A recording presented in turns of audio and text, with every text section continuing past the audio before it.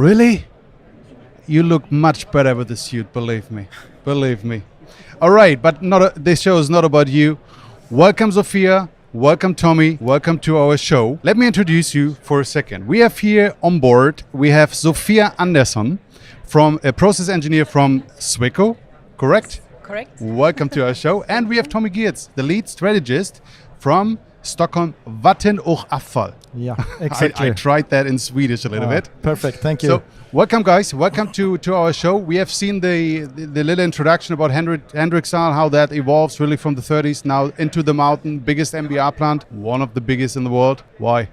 Why have you done this? Why have you built this into a mountain? Why have you built one of the biggest MBR plants? Well, when they planned the Henriksdal plant in the 1920s, it was the logical place because Stockholm was already a big city and this place was close to the city and it was also quite easy to build in the mountain. So, you know, the technology in Sweden with the mines, etc., it's quite long. And the experience is quite long. I guess that's why they chose that place. But that was the reason for building that in the 20s or in the 30s. Yeah. So they but started. What about SFA? Why SFA? Yeah, well, it's a bit of a long story, but it's been. We had two really old plants with really aging equipment and processes that became overloaded because Stockholm has been growing a lot, one of the fastest growing cities in Europe. Of course, something had to be done, so there was some investigation checking for different options and, for example, to rebuild both of the plants completely.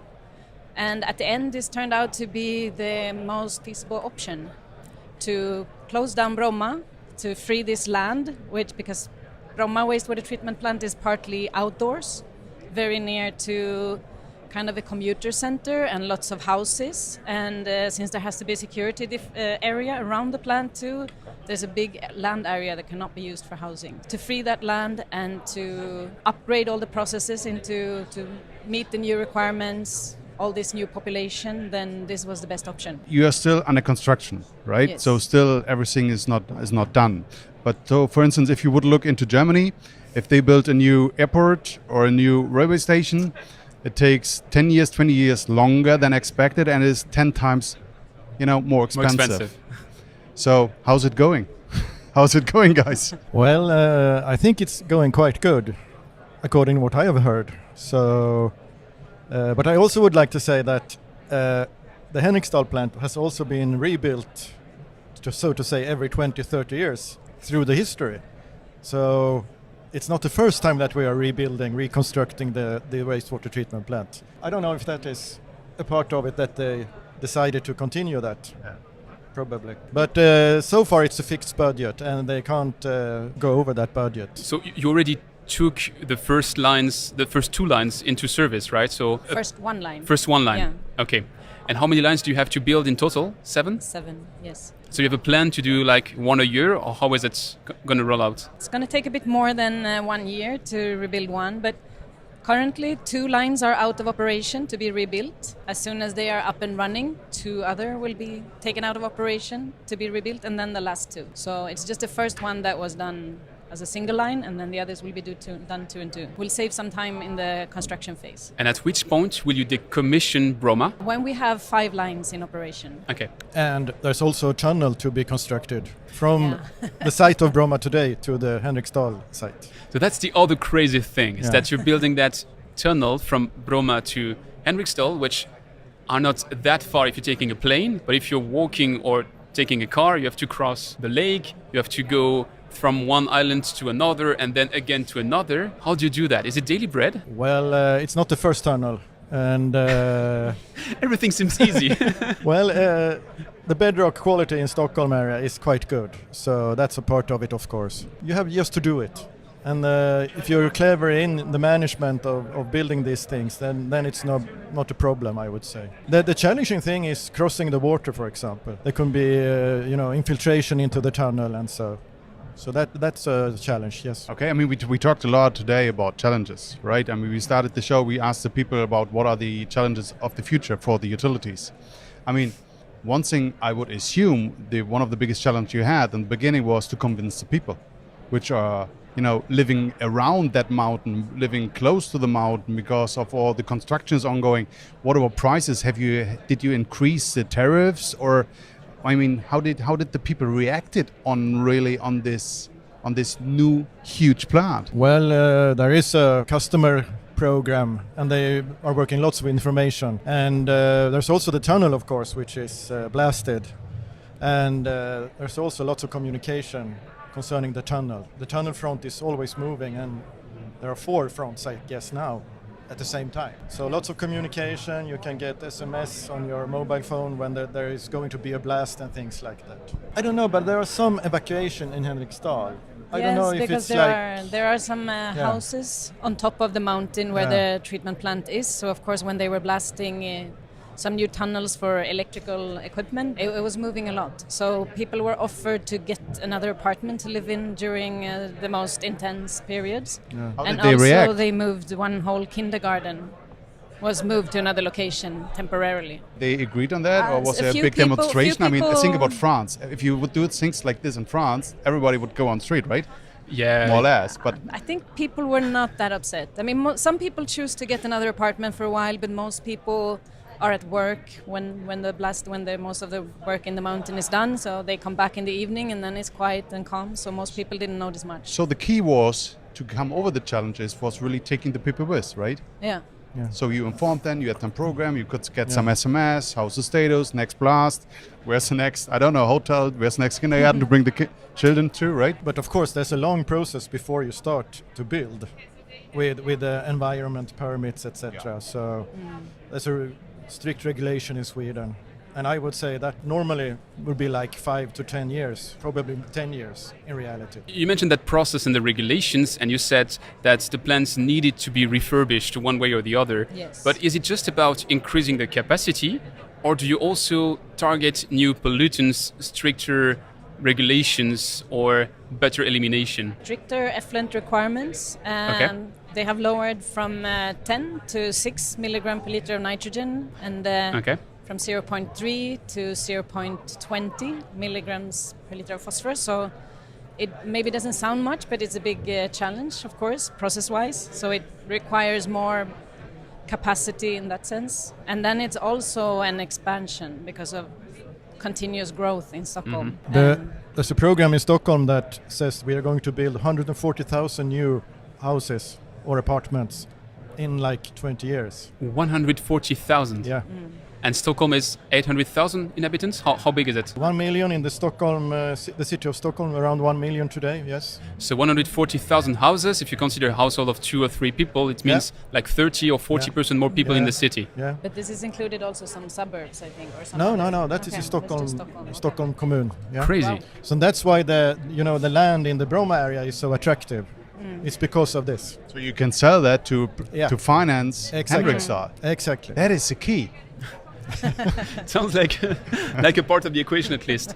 On the operation side of the story, you had an activated sludge plant. Yes. Now you have a hybrid because you have one line of MBRs and the rest is still activated sludge, which might be convenient. How do you see the future where you have 7 lines of MBR? He's the membrane guy. Yeah. I'm the layman.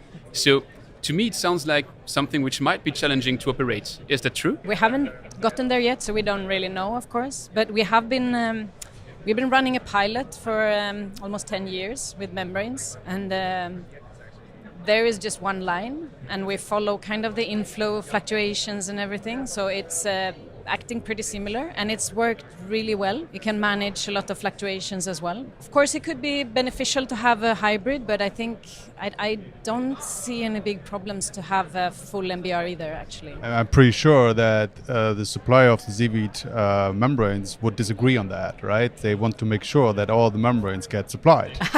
So, Yeah, but let's say I can't let you go without asking the question. I mean, we talked about challenges of the utilities. We have also the challenges of, let's say, the suppliers of the technologies, and you are here because you are somehow representing the utilities because you already are. So if I am a technology provider, for instance, a new one, I'm coming with a fancy new thing to the market. For instance, I have a MBR which is double in flux and in operation as the Seaweed ones. How can I get your attention, guys? I mean, same if I have a cool sensor, if I have a cool pump, which is better than the market player. All these startups, they are struggling coming to the final, customer, which is the utility. So how can they come into the game? Why, or let's say other way around. Why have you chosen the seaweed ones? Well, it was a public procurement process, so it was a two-step process. So the first step was just some requirements for the company. They have to be able to produce large enough volumes, and all of that to ensure. I mean, this is one of the biggest plants in the world. There are not so many who can deliver that. Exactly, and there had to be also references, and they had to have an office in Sweden so we can have easy access and good communication. After that, they had to prove by a layout and kind of a process plan that they could fulfill the required capacity. And then it came down to the price for the ones who managed. If I produce, I can, this volume, scale effect, right? Pretty easy to get the best price. But for, let's say, take it in general, go a little bit away from just seaweed. In general, how important is the technology, really? That it is 10%, 20% better than the one which is already on the market? I don't know if we could pinpoint a figure like that, but for example, we are putting like 1% into research and development. 1% of the total what? Revenue? Yeah, revenue, yes. Meaning that there are like 10 to 15 developing engineers that works full time with new technology. And of course they are in contact with the suppliers, etc. But there's also lots of work with the university in Stockholm, KTH, and things like that. And we are also connected into Sweden Water Research in Skåne. And they also have an innovation company called WIN. We are joining them now. Of course, there is something happening on regular basis in the daily work. But the important thing is that you give some kind of certain employees, the time to work with these questions. Yes. Beyond the technical aspect of things, I could imagine that this is typically the kind of project where nobody will notice it happening apart from the people who have to move because of the blast. But all the rest of the people will just, they are doing their stuff. But if whatever happens in the project, then all of a sudden it's going to be like a very big topic, which makes the news, which makes everybody thinking, what did they do? So I guess the reference aspect and the confidence the company has in their track record. By the way, you choose excellent piping systems, I have to say. No, but jokes aside, I would imagine that plays a role. Sorry, what the question was? Yeah. I just lost it in the... Let me ramble. I don't let you have questions. No, actually, I have a question on that, on the split of responsibilities and the split of works. You do work for Sweco now. Yes. And very recently switched from Stockholm Vatten. So how is this the split of responsibilities and following of such a project between the utility, the consultant engineer, the EPC contractor taking over and then the base suppliers, like when we are supplying a valve, we never speak with you. Wouldn't make sense. So is there some good practices over that project that you could share? I think it's quite standard how it's done in Sweden in this kind of projects, to my knowledge. Standard in Sweden might not be standard for everyone, so still I'm interested. Well, usually there will be a consultancy company doing the process design initially, and that in that case was Sweco. And then there will be an entrepreneur responsible for the construction and also kind of procuring of all these valves and pumps and whatever. So there was a public procurement for the biological treatment line and another one for the membranes. And so one went to Purak and the other to Suez. Yes. And then, of course, once the line, this new MBR line, once it was in operation and everything had been tested and all the requirements were fulfilled and, then it was handed over to the operational staff. But until then, it was on kind of the project, this SFA project organization. There's no one who actually has the full process responsibility except for Stockholm Water Company or Stockholm Vatten. Okay. So if there is something wrong with the original process design, there is no one who can be responsible. Although Suez is, of course, responsible for that their membranes work and that they can treat as much water as they should.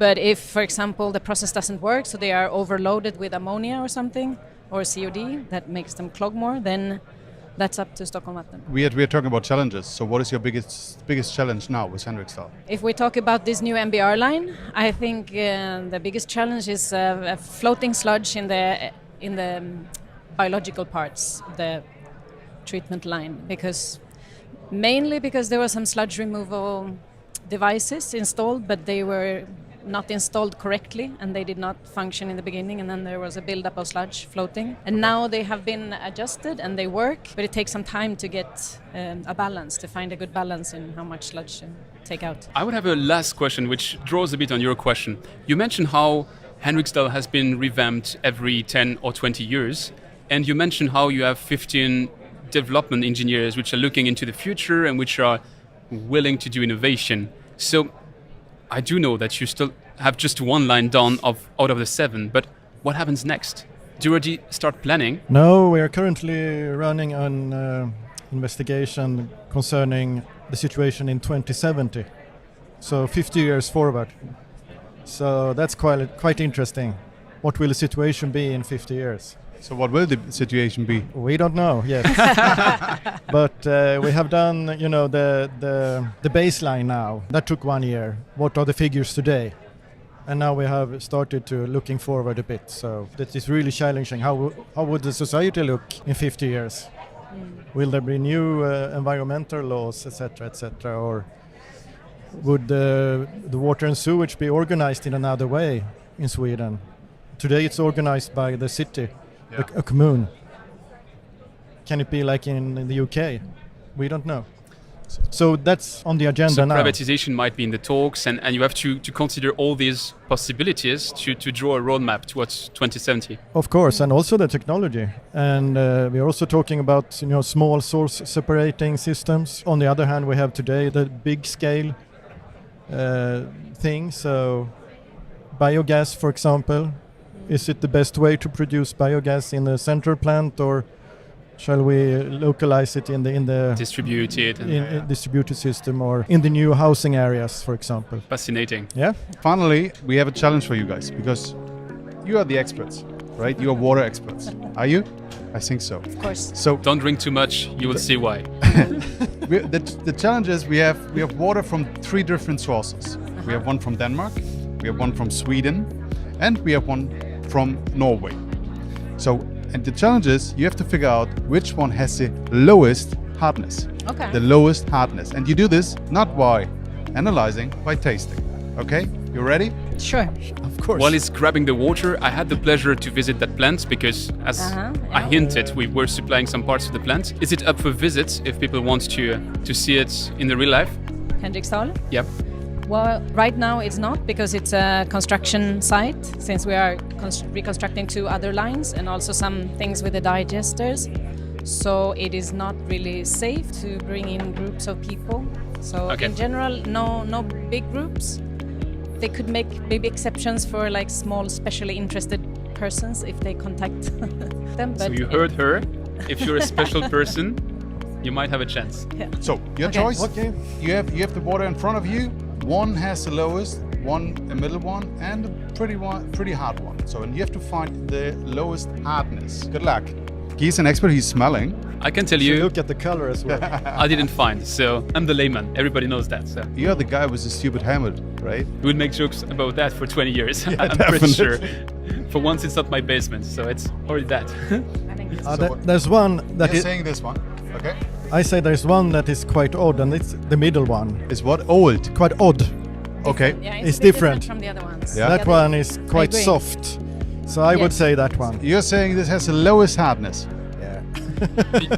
You are right that one of the 3 is very different. So that's Yeah, I already think something. this one is different. But Okay, that's the one with the highest hardness. okay, It's okay. from Denmark with a hardness of 15. But it's a very different one. So Yeah. because So that one is groundwater. No, No, he's I wrong. was He's wrong. totally wrong. I had He's the totally opposite. wrong. okay, sorry. But that one is groundwater, and the Yeah. 2 others are surface water. Yeah. So it's different. So now we're checking Sofia. What can I say? She's the winner of today. Wow! This water is from Norway and has a hardness of 2. Congratulations, you have won a trip around here and you can go to the conference for free. Wow, nice. Thank you. Congratulations. Great prize.